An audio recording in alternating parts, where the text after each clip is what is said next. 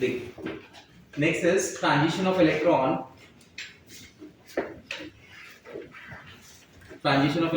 From one orbit to another orbit.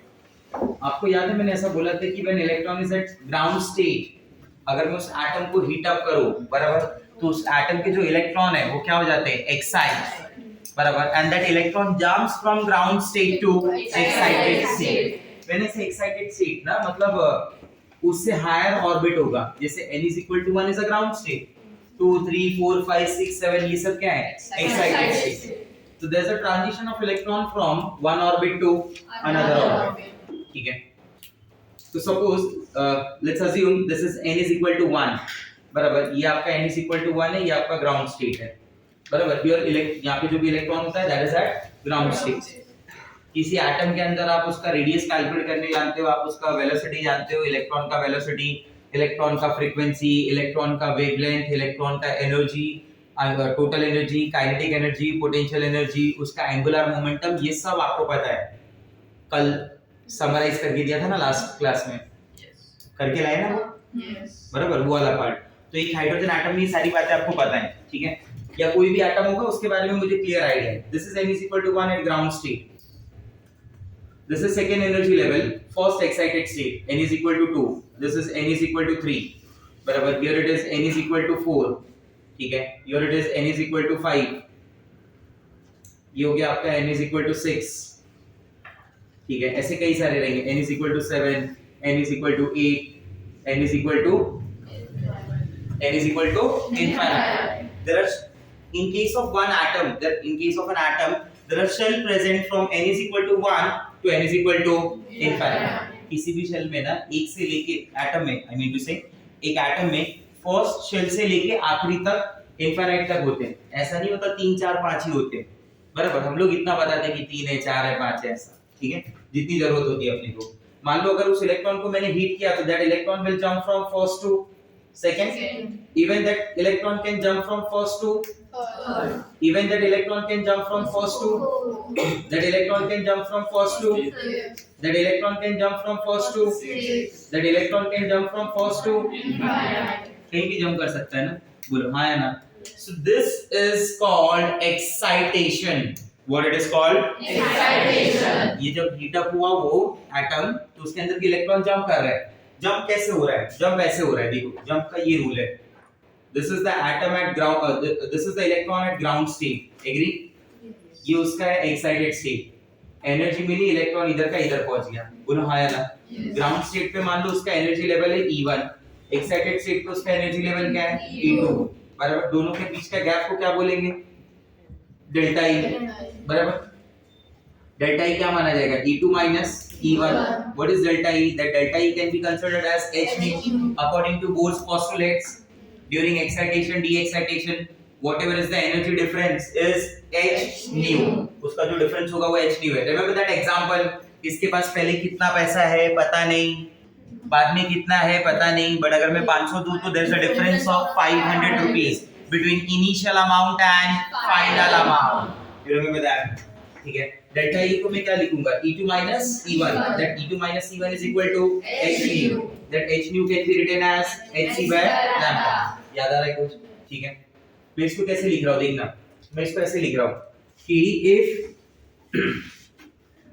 hc by lambda is equal to E2 minus E1.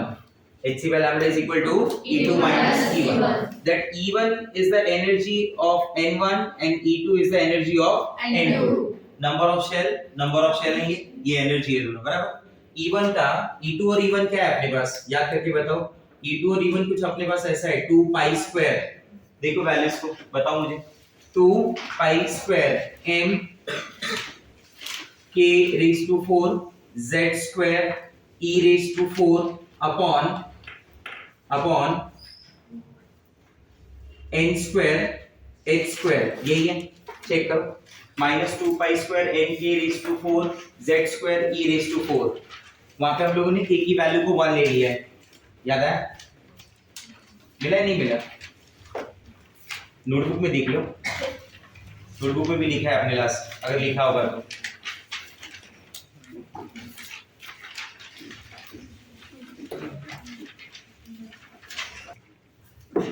Let's see.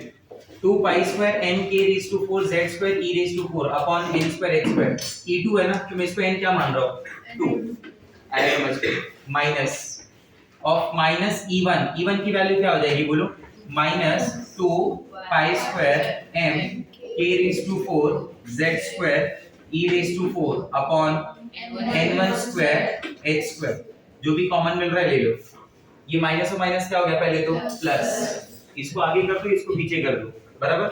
जो common लेना है ले लो. Common क्या क्या आ जाएगा n1 n2 वेरिएबल है, बाकी सब कांस्टेंट है. कांस्टेंट मत बोलो कॉमन बोलो. z कांस्टेंट नहीं होता, z कांस्टेंट नहीं होता, कॉमन बोलो उसको.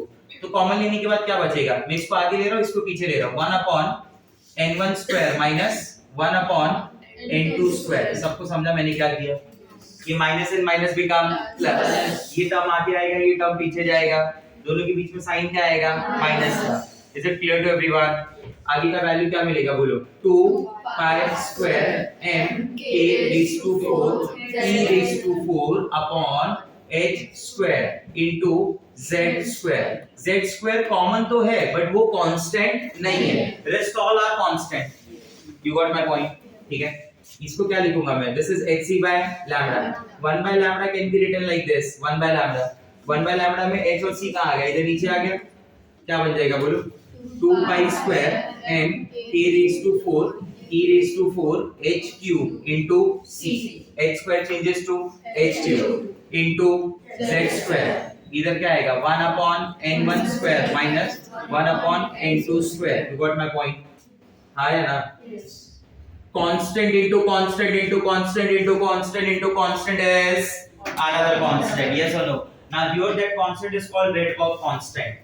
इधर उस कांस्टेंट को नाम दिया. ये पूरे टर्म्स जो दिख रहे हैं ना, इन सब को मिला के एक नया कांस्टेंट इंट्रोड्यूस किया हमने, एक यूनिवर्सल कांस्टेंट जिसको नाम दे रहे हैं हम लोग रेडबर्ग कांस्टेंट. कौन सा कांस्टेंट, रेडबर्ग कांस्टेंट, जिसकी वैल्यू है 10 9 6 7 8 पर सेंटीमीटर. अप्रोक्सीमेट वैल्यू है, एग्जैक्ट वैल्यू इज अराउंड 10 9 7 3 7. ऐसा थोड़ा सा आगे पीछे है. ठीक है, आप कोई भी वैल्यू माने, कोई इतना फर्क नहीं पड़ता. 10 9 6 7 8 पर सेंटीमीटर के आसपास. That is the value of RH. इसको कौन सा कांस्टेंट बुलाया जाता है, रेडबर्ग कांस्टेंट. फॉर्मूला क्या बन जाएगा 1 upon lambda is equal to RH into z square 1 upon n1 square minus 1 upon n2 square. What is 1 by lambda? 1 by lambda is wave number. याद आ रहा है कुछ? 1 by lambda is wave number. You got my point. ठीक है, 1 by lambda wave number है. इसी equation को मैं थोड़ा और आगे लेके जाऊं तो क्या मैं इसको ऐसा लिख सकता हूं, instead of writing 1 by lambda can I write it lambda? मतलब you have to reciprocate it. Yes or no? 1 by lambda को lambda लिखोगे, क्या लिखोगे lambda. क्या हो जाएगा आगे बताओ. मैं इसको तो RH मान लिया तो RH की जगह क्या आ जाएगा 1 by RH बराबर into z square बराबर sorry into 1 by RH into 1 upon z square 1 upon n1 square minus 1 upon n2 square. आ रहा है समझ में बात. RH का वैल्यू कितना है 10 9 6 7 8 पर सेंटीमीटर ना. बोलो हाँ या ना. अब मैं इसको ऐसा लिखना चाहता हूँ कि मैं इसे चेंज कर रहा हूँ 1 अपॉन RH की फॉर्म में. मैं इसे चेंज कर रहा हूँ 1 अपॉन RH. मैं 1 अपॉन RH का वैल्यू जानना चाहता हूँ. ठीक है, तो 1 अपॉन RH यानी क्या हो गया 1 अपॉन 10 9 6 7 8 पर सेंटीमीटर. यस और नो. ये सेंटीमीटर इनवर्स ऊपर जाएगा तो क्या बन जाएगा centimetre. Do you agree with this? Can I write it like this 1 अपॉन 10.9678 into 10 raised to minus 4. You got my point? Yes. 10 raised to 1 2 3 4. ये 4 मैंने बाहर निकाला -4 ले लिया बराबर. अप्रोक्सीमेटली मैं इसे बोलता हूँ 1 अपॉन 11 है नहीं वो, बट मैं बोलता हूँ 1 upon 11. That 10.9678 will be considered as 11 into 10 raised to minus 4. That 1 by 11 it comes around 0.09.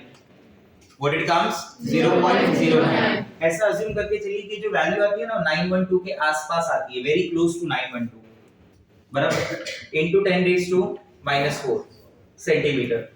Can I write it like this? 912 10 raised to minus 1 minus 2 minus 3 minus 4 दोनों ऐड कर देंगे, क्या बन जाएगा? minus 8 10 raised to minus 8 centimeter, बराबर.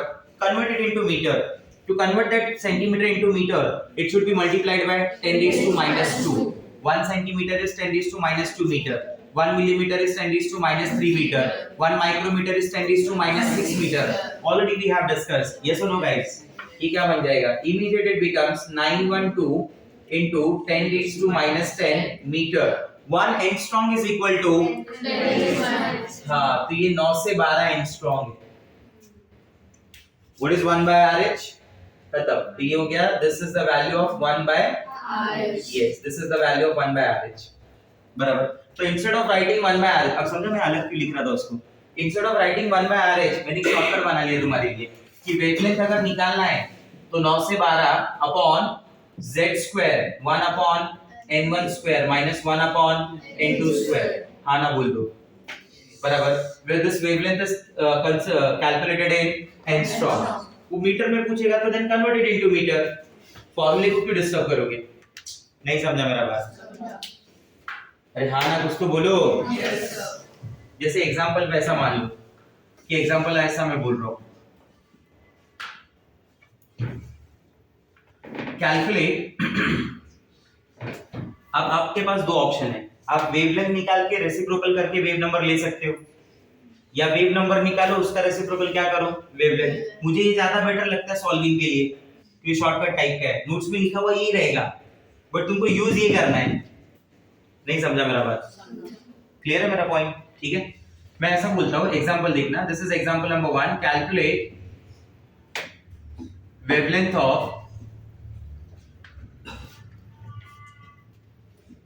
Wavelength of electron. It jumps from ground state to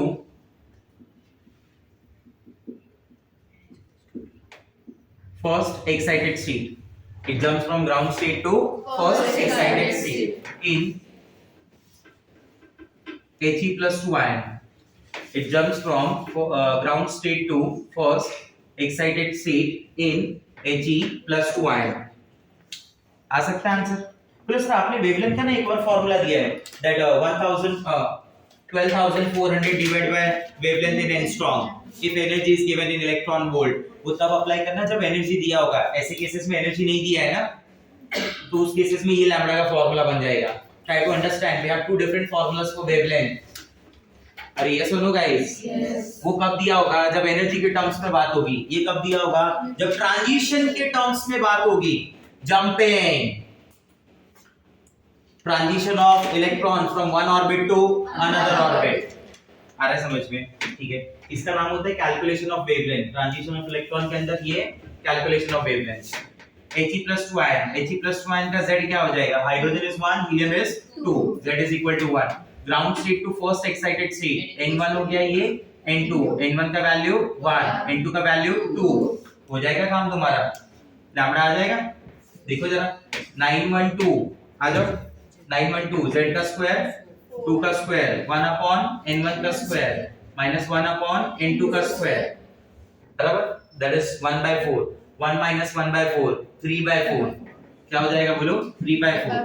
बराबर. 3/4 का ये 3 इधर आएगा, 4 बढ़ जाएगा, बराबर. 2 का स्क्वायर 4. 4 and 4 gets cancel.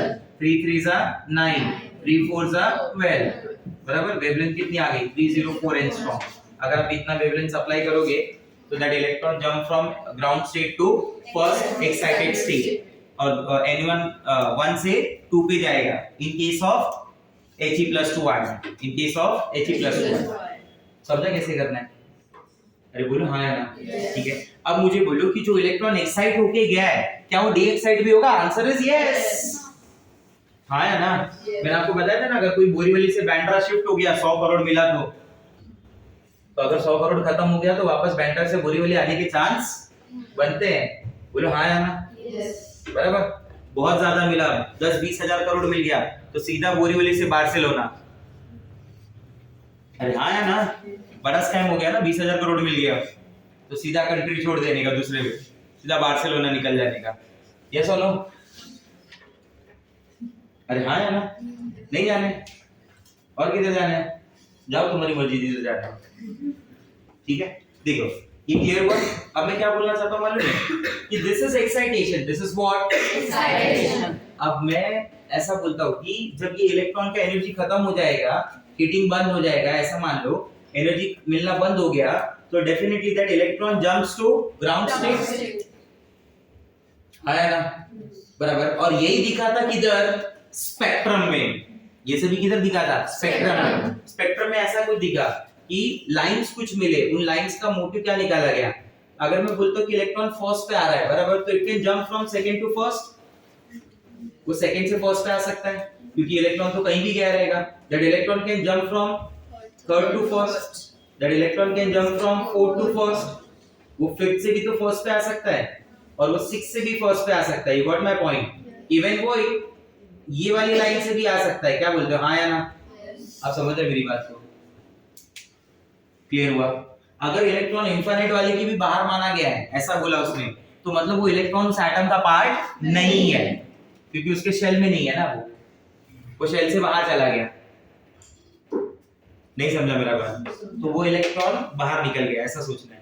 अब इन सारी जंपिंग में देखो n is equal to 1 तो कॉमन है ना, बराबर। तो ये जो सीरीज है, ये जो सेट ऑफ लाइंस है, बराबर, इस सीरीज का नाम होता है लाइमन सीरीज। क्या नाम होता है, बराबर। उसी साइंटिस्ट के नाम पे सीरीज रखा गया है जिसने उसे ऑब्जर्व किया, जिसने उसे डिस्कवर किया, बराबर। तो if I ask you who found this set of series, the answer is Lyman. Who discovered? Answer is Lyman. Lyman series किसे बोलते हैं? जिस सीरीज में इलेक्ट्रॉन जंप करके कहां पे आएगा, फर्स्ट लाइन पे, ग्राउंड स्टेट पे। किधर से आ रहा है, आई डोंट केयर, किधर आ रहा है, फर्स्ट पे ना, बस बात खत्म हो गया। तो that will be called as, हाँ। तो ये स्पेक्ट्रम का पहला सेट ऑफ लाइंस था। मुझे हाइड्रोजन का एमिशन स्पेक्ट्रम है ना, ये सारी बातें मैं हाइड्रोजन के लिए कर रहा था। जो मैं बोल रहा था ना, अंदर एटम के इलेक्ट्रॉन एक्साइट हो रहे हैं, तो हाइड्रोजन एटम है, उसके इलेक्ट्रॉन एक्साइट हो रहे हैं। तो ये स्पेक्ट्रम किसका मिल रहा है, ये लाइंस किसकी दिख रही है, हाइड्रोजन की। और हाइड्रोजन स्पेक्ट्रम में मैंने क्या बताया था, कैसा है वो लाइन स्पेक्ट्रम, मतलब कंटीन्यूअस है डिसकंटीन्यूअस, डिसकंटीन्यूअस की एनर्जी क्या है। आप समझ रहे हैं मेरी बात को? देखो, जो सबसे पहला ना, जो सबसे फर्स्ट सीरीज है उसके बारे में बात कर रहे हैं। That series is Lyman series. पर क्या नाम है उसका, लाइमन सीरीज। लाइमन सीरीज में जितनी भी वेवलेंथ है, बराबर, जो ये वेवलेंथ का रेंज है, ये जो सेट ऑफ लाइंस है उनकी जो वेवलेंथ है, वो स्पेक्ट्रम के कौन से पार्ट को बिलोंग करती है, इलेक्ट्रोमैग्नेटिक स्पेक्ट्रम के। मतलब इनकी वेवलेंथ यूवी रेज वाली, इनकी वेवलेंथ कौन सी वाली है, यूवी रेज, बराबर।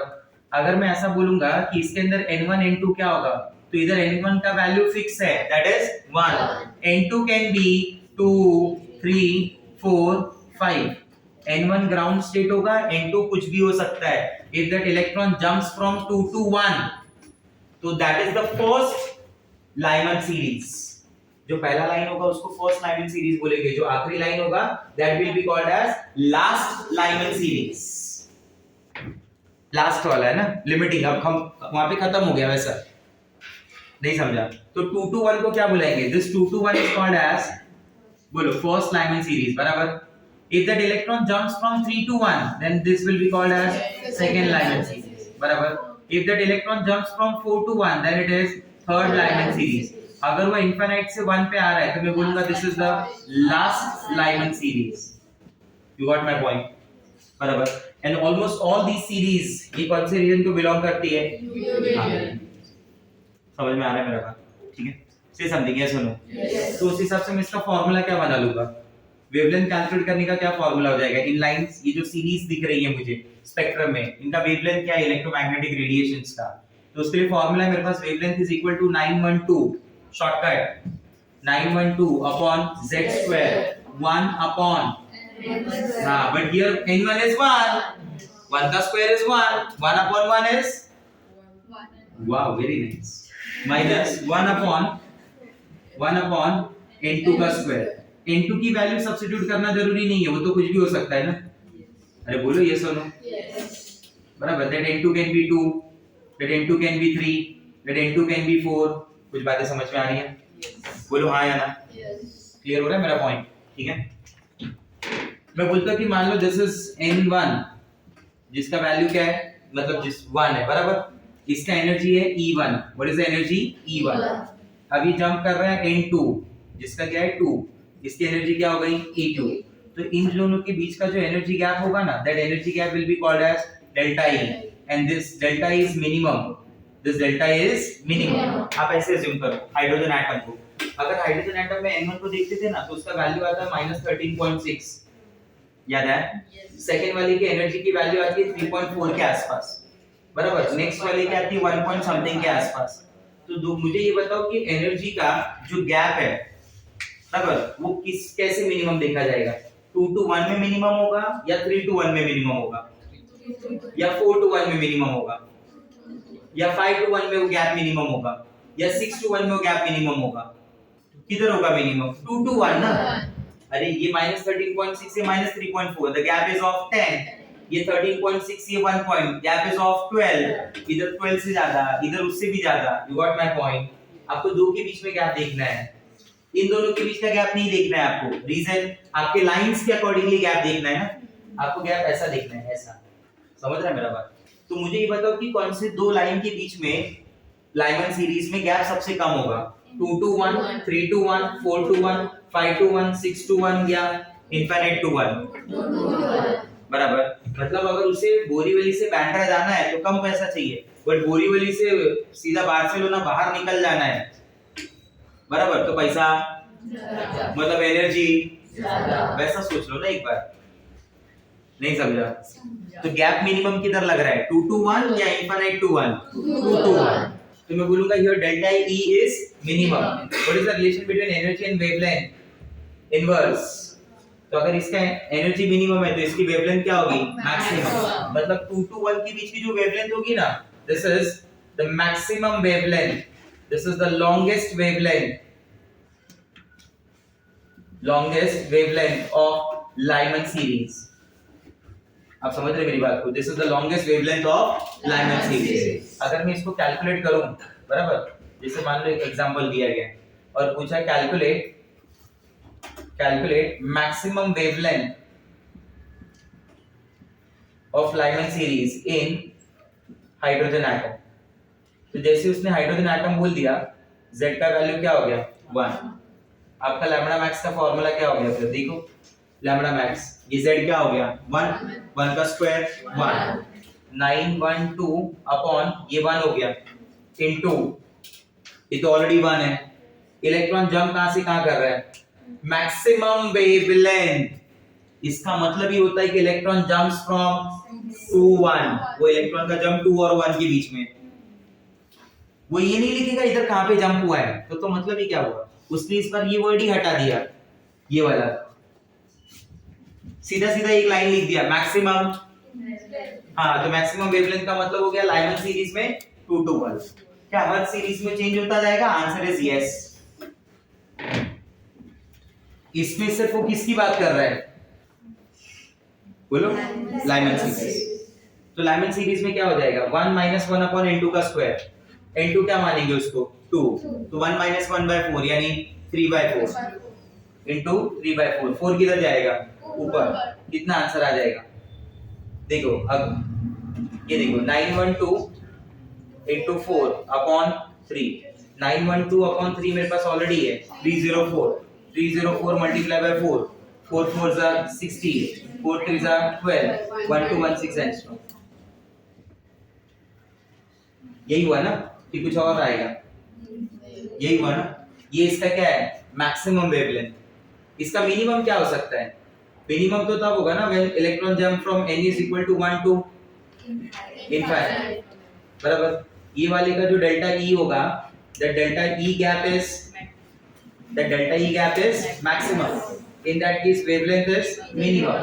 That wavelength will be called as either minimum or shortest wavelength of Lyman series. आप समझ रहे मेरी बात को? तो मैं एग्जांपल में क्या बोलूंगा?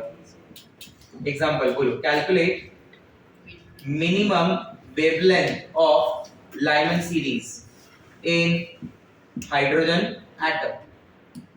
आप समझ रहे मेरी बात को? Lyman series in hydrogen atom, क्या बोलूंगा मैं, वेवलेंथ मिनिमम है 912 हाइड्रोजन एटम यानी 1, बराबर, ये 1 हो गया। N2 को क्या मानना पड़ेगा, इनफाइनाइट, तो 1 अपॉन इनफाइनाइट का स्क्वायर क्या हो गया, ये सब 0 आएगा, सीधा सीधा 1 माइनस 0 1, 1 into 1 1, आया समझ में? तो इसकी मिनिमम वेवलेंथ क्या हो गई, हाँ मिनिमम 912, मैक्सिमम, ये रेंज होगा कौन से एटम के लिए, कौन सी सीरीज का, लाइमन सीरीज। क्या एटम चेंज किया तो वैल्यू चेंज होगा, यस। क्या सीरीज चेंज किया तो वैल्यू चेंज होगा, यस। आप समझ रहे बात? आपको नहीं लगता that electron can jump to second second excited state also? जरूरी बोरीवली है, हाँ है ना, उसके पहले भी तो आ सकता है ना, मतलब electron can jump like this also, third से सेकंड, ये भी ऑब्जर्व किया गया, फोर्थ से सेकंड, फिफ्थ से सेकंड, आप समझ रहे मेरी बात को, 6 टू सेकंड और इनफाइनाइट टू सेकंड, समझा नहीं समझा? This is called Balmer series, this is called Balmer series.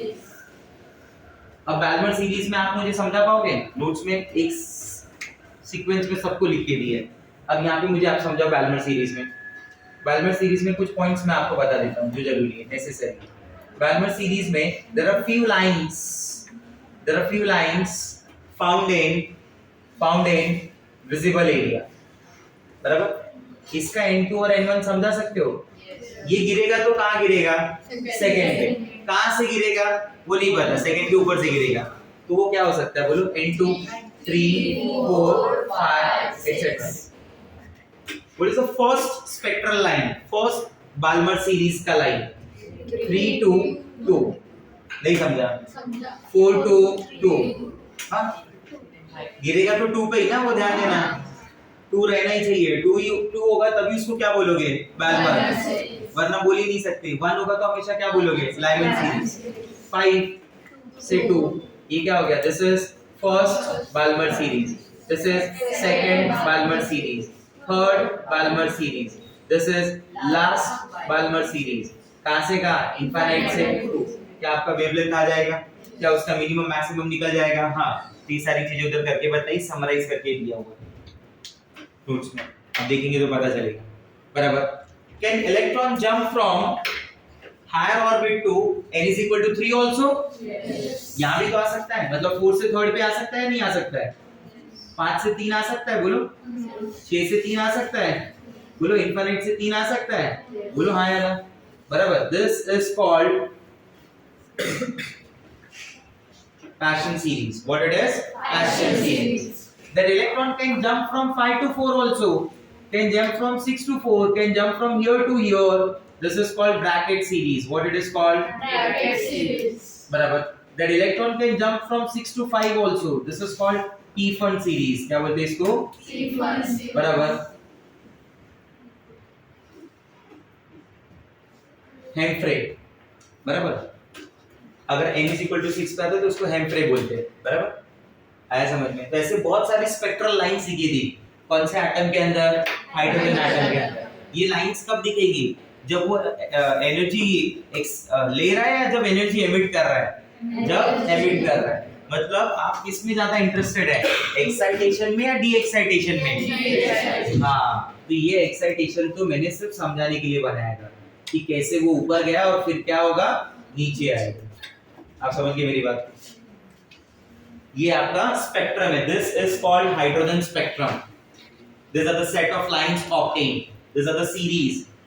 समझ में आ रहा है क्या ये बताना चाहता है कि इलेक्ट्रॉन कहां-कहां से ट्रांजिशन क्या-क्या पॉसिबल है, इलेक्ट्रॉन का ट्रांजिशन। बोर एटॉमिक मॉडल में स्पेक्ट्रम के बारे में कोई बात, सॉरी रुदरफोर्ड एटॉमिक मॉडल में स्पेक्ट्रम के बारे में कोई भी बातचीत नहीं था, बराबर। क्लियर हो रहा है ये सारा पॉइंट्स? बोलो, कोई डाउट इसमें? ये आया समझ में? क्या मैं ऐसे ही बैल्मर सीरीज के जैसे ही पैशन सीरीज के बारे में बोल सकता हूँ? हाँ। ब्रैकेट के बारे में बोल सकता हूँ? हाँ। पीफन के बारे में बोल सकता हूँ? हाँ। एम्फेरी के बारे में बोल सकता हूँ? हाँ। क्लियर हो रहा है मेरा बात? Say something, yes or no? Yes. Everyone? Yes. Now come to page number. क्या बोल रही है? हाँ? बोल बोल। हाँ, उसके लिए अकाउंट का क्या जरूरत है, वो तो यूट्यूब पे भी दिखता है। देखो अच्छा, अभी मैं बोल रहा हूँ ये तो हो गया डी एक्साइटेशन ना। अब यहाँ पे ना एक नए टाइप का क्वेश्चन बनता है कि जब कोई इलेक्ट्रॉन जंप करता है तो कितने स्पेक्ट्रल लाइन प्रोड्यूस कर सकता है, कितना लाइन प्रोड्यूस कर सकता है। आप समझे मेरी बात। जैसे मैं बोलता हूँ कि ये इलेक्ट्रॉन 5th से जंप कर रहा है, तो उसके पास ना जंप करने के कई सारे तरीके हैं। मतलब मैं सीढ़ी पे 5वें नंबर पे हूँ और मुझे जाना है पहले नंबर पे, तो मैं 5 से 1 डायरेक्ट भी जा सकता हूँ ना। मैं 5 से 2 जा सकता हूँ, 2 से 1 जाऊंगा। मैं 5 से 3, 3 से 1 भी जा सकता हूँ, 3 से 2, 2 से 1 जा सकता हूँ। समझ रहे हैं? तो कितना मैक्सिमम स्पेक्ट्रल लाइन वो प्रोड्यूस करेगा। एक ट्रांजिशन अगर 2 से 1 का हो रहा है कहीं भी, तो उसकी वेवलेंथ एक ही मानी जाएगी। आप समझे मैं क्या बोल रहा हूँ? जैसे मान लो कि मैं ऐसे जंप कर रहा हूँ, मैंने जंप किया 5 से 2 और 2 से 1, फिर मैंने दूसरी बार जंप किया 5 से 4, 4 से 2, 2 से 1, तो ये 2 से 1 दोनों का वेवलेंथ एक ही होगा, सेम रहेगा ना, क्योंकि 2 से 1 के बीच का एनर्जी डिफरेंस दोनों तरफ सेम ही होगा अगर वो सेम एटम के अंदर बात होगा तो यहां से नया क्वेश्चन क्या बना मालूम है कि maximum number of spectral line produce when that electron undergoes de-excitation, when that electron, उस एटम का जो इलेक्ट्रॉन है जिसका de-excitation आप कर रहे हो, वो कितने maximum lines, spectral lines produce कर सकता है, ऐसे स्पेक्ट्रल लाइंस। तो उसमें सबसे पहला पार्ट है case 1, for a sample of hydrogen atom, for a sample of hydrogen atom, उसमें सबसे पहला केस 1 में for a sample of hydrogen atom, number 1 first is if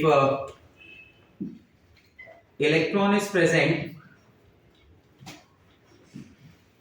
at nth level, मतलब इलेक्ट्रॉन ना nth लेवल पे, nth level मतलब हो गया second, third, fourth, fifth, sixth, sixth, कुछ भी हो सकता है किसी एक लेवल पे।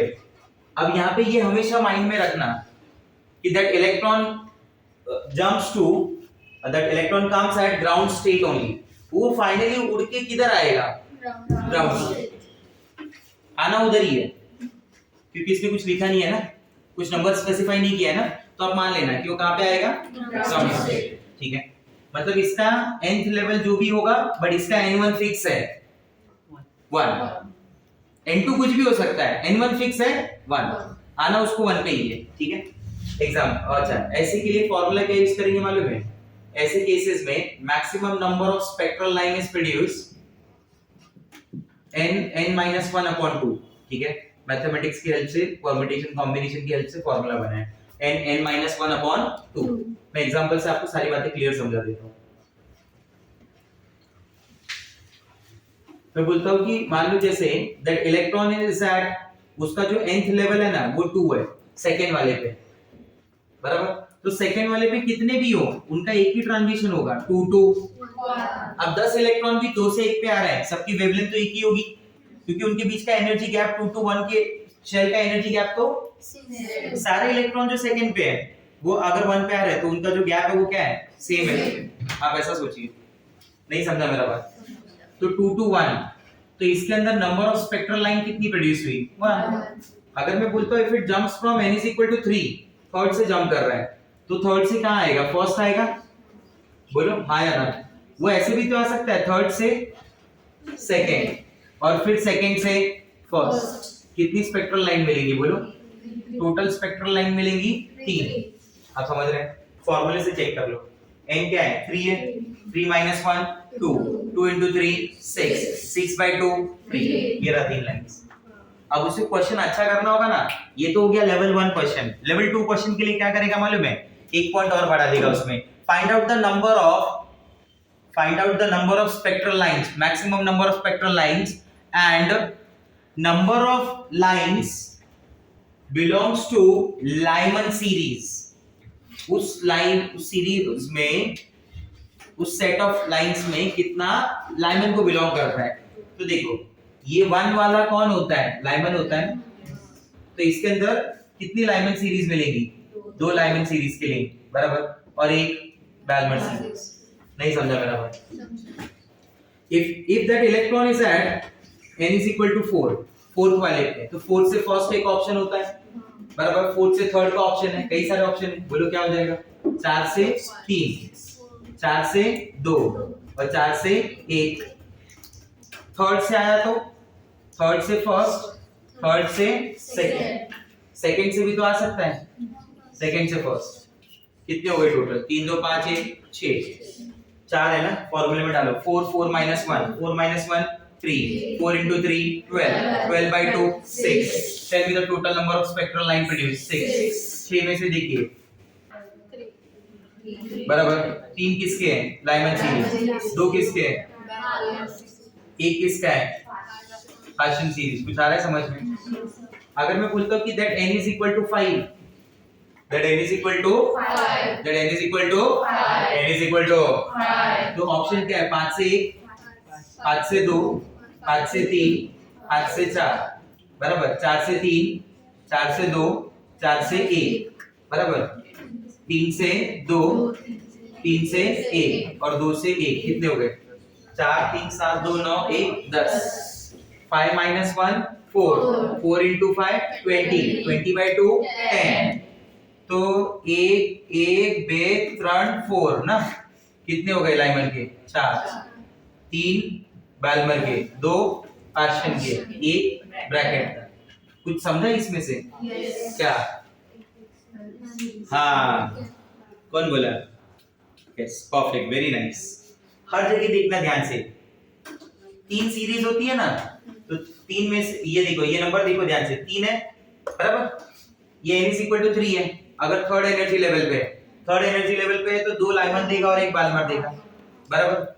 फोर्थ वाले पे है ना, तो 3, उससे एक नंबर कम कर दो और नंबर बोलते जाओ, 4 है तो 3 लाइमन देगा, 2 बाल्मर देगा, 1 पार्शियल देगा। अब 5 है ना, 5, तो 5 में क्या होगा, 4 लाइमन देगा, 3 बाल्मर देगा, 2 पार्शियल देगा, 1 ब्रैकेट देगा, टोटल 10 हो जाता है जो उधर से आ रहा है। नहीं समझा? तो इसका भी टेंशन नहीं है तुमको कि अगर पूछता है कि नंबर ऑफ किसकी कितनी बन रही है, वो भी डायरेक्ट मिल जाएगा। अरे क्या बोलते हो, हाँ या ना? सर अगर मान लो वो 1 पे नहीं है, क्वेश्चन में 1 नहीं पूछा, क्वेश्चन में ऐसा पूछा कि एक रेंज दे दिया कि जंप यहाँ से यहाँ पे ही हो रहा है बराबर, तो वो सेकंड केस हो जाएगा। If electron jumps from n1 to n2, ऐसा वाला है, n2 to n1 कर देता हूँ, डी एक्साइटेशन पे बात कर रहे हैं ना। अगर n2 to n1 ऐसा जंप कर रहे हैं बराबर, मतलब फिक्स है इसमें n1 और n2 फिक्स है, आप समझे बात को? तो ये होता है delta n plus 1 upon 2। This is the formula to calculate the maximum spectral line. I repeat, this is the formula to calculate the maximum spectral lines. ये फॉर्मूला होगा मैक्सिमम स्पेक्ट्रल लाइन कैलकुलेट करने का, ठीक है। Jump कैसे होगा देखो, मान लो एग्जांपल में बोल दिया कि 5 से 2 पे आ रहा है, इस बार 1 नहीं इंट्रोड्यूस करना है, 5 से 2, 5 से 2 ऑप्शन क्या बनता है, 5 से 2 डायरेक्ट आ जाए बराबर, 5 से 3 आए या 5 से 4 आए, 4 से 2 आ जाए, 4 से 3 आ जाए या फिर 3 से 2 आ जाए। नहीं समझा? 2 लास्ट है, क्लियर हो रहा है बात? नहीं समझा? अब टोटल कितनी हो जाएंगी, इसका n1 और n2 क्या है, इसका डेल्टा n बताइए क्या हो जाएगा, 5 - 2 कितना होता है, 3, इसका 3 है, यानी इसके अंदर मैक्सिमम स्पेक्ट्रल लाइन कितनी आनी चाहिए, फॉर्मूले से देख लो, 3 plus 1 upon 2, 4 4 3 12, 12 by 2 6, 6 लाइन देखिए यहाँ पे। अब उसमें पूछ ले कि कितने पार्शियल को बिलोंग करते हैं, कितने बाल्मर को बिलोंग करते हैं, लाइमन पूछ लिया तो आंसर 0 है, क्योंकि वो तो सेकंड पे जंप करेगा, 1 पे तो आएगा नहीं। कभी कभी ये भी पूछ ले तो आंसर 0 डायरेक्ट हो गया, देख लेना ध्यान से। नहीं समझा? ये तो हो गया सैंपल का बात। अब अगर मान लो एक ही एटम ही है,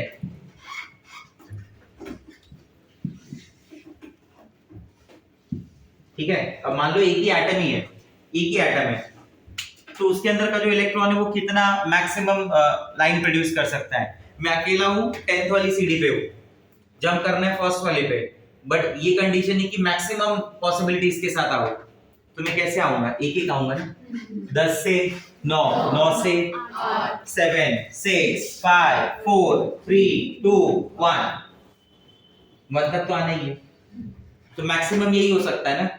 तो जितना टोटल होगा उसमें से क्या कर दो, जितनी टोटल सीढ़ियां होंगी उसमें से एक माइनस कर दूं। मतलब क्या हो जाएगा मालूम है, आइसोलेटेड हाइड्रोजन एटम में maximum spectral line is equal to n-1। अगर मैं आपको बोलता हूं कि that hydrogen atom is present at fifth level, इधर हाइड्रोजन एटम का जो इलेक्ट्रॉन है कौन से शेल पे है, फिफ्थ, तो वो क्या कितनी मैक्सिमम लाइन दे सकता है, तो मैं बोलूंगा 5 से 4 आएगा, 4 से 3 आएगा, 3 से 2 आएगा, 2 से 1। कुछ नहीं बोला है, मतलब n ग्राउंड स्टेट पे आना है।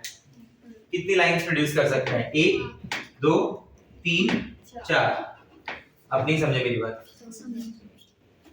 क्लियर हुआ मेरा पॉइंट? बोलो हाँ या ना, ठीक है। देखो पेज नंबर बताता हूँ।